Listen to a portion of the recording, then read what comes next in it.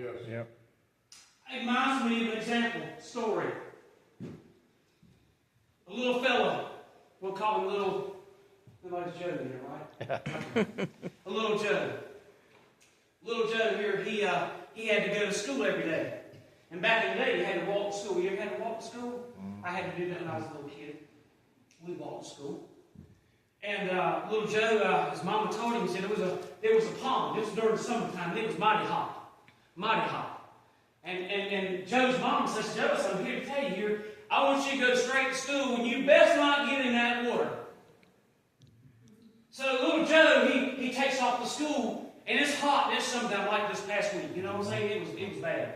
And so he thought about that on the way to school, and he looked at that water, and he kept on going. You remember what his mom told him? Yeah.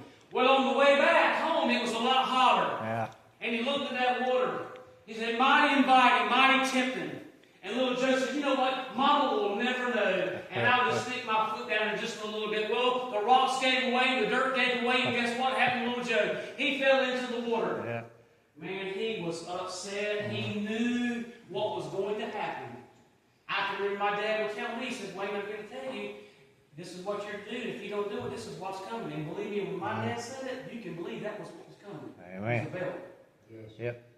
Well, he was on his way home, and he was crying. He was upset. He got there.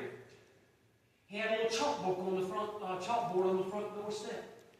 He wrote on there, he said, Mom, he said, I am so sorry. And he says, if you'll just forgive me, I will never do this again.